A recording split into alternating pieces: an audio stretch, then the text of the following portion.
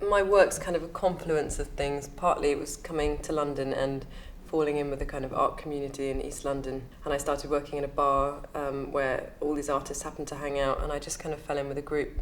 I think I was drawn to them in hindsight. I don't, you know, I do think I probably subconsciously was seeking people like that out. And it was that maybe coupled with the fact that I had this very kind of rural upbringing, and we didn't have a farm, but my dad had hundreds of animals. And even though I didn't really appreciate that at the time, and I didn't really enjoy their company, particularly as a child, I definitely think it had an impact on me later on. And when I came to London and there weren't any animals around, I started kind of seeking them out again. And I think I just eventually hit on taxidermy, really. It was just something that I really loved, and I wanted to collect it, and I couldn't afford to collect it.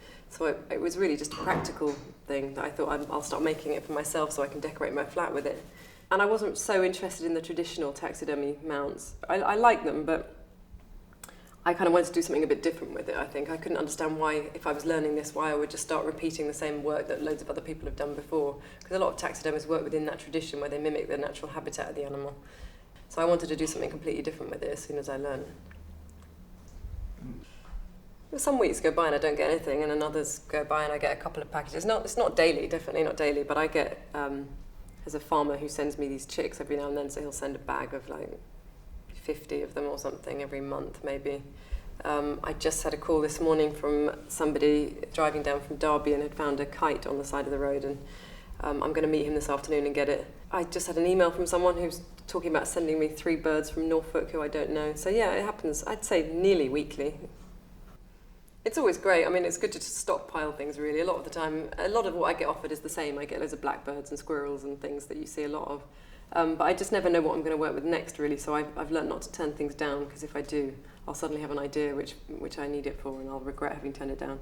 So yeah, it's exciting, but particularly if it's something like this kite I'm excited about getting, because I've never had one before. So just seeing it, just having the access to this whole new creature that you've never seen up close before is really exciting. I love just sort of examining them. Gannet and a cormorant. All my chicks are here. Bags of chicks. If you can reach over there in that pink bag, there's a cat, a black cat in that pink bag. He's going to be part of a larger sculpture. Taxidermied him differently to usual. Normally I would make a kind of solid body that goes inside them, but this has been cast over the top of the body that I removed in fiberglass, so he's actually hollow on the inside. And there's a kind of opening by his stomach, which I'm going to widen slightly, I think, and have people kind of look through the opening inside, and there's going to be all these bats kind of hanging from the ribs, like sleeping bats, like a cave. And I'm trying out a kind of mirror trick inside the plinth so that it looks like the bat cave goes on and on forever. For me, my proudest sales are the ones that have put me in these really big collections that, you know, no one would have heard of the names of the people, so it doesn't get printed about, but actually in kind of art world terms it's much more important.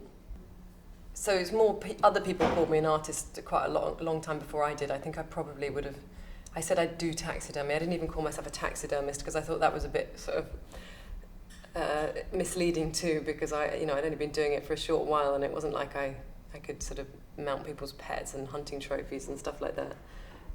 So I think when I started showing in galleries and art fairs and selling to art buyers, I thought it was a bit stupid not calling myself an artist anymore, so I started doing that, and I feel fine about it now. I think I've kind of finally earned my place.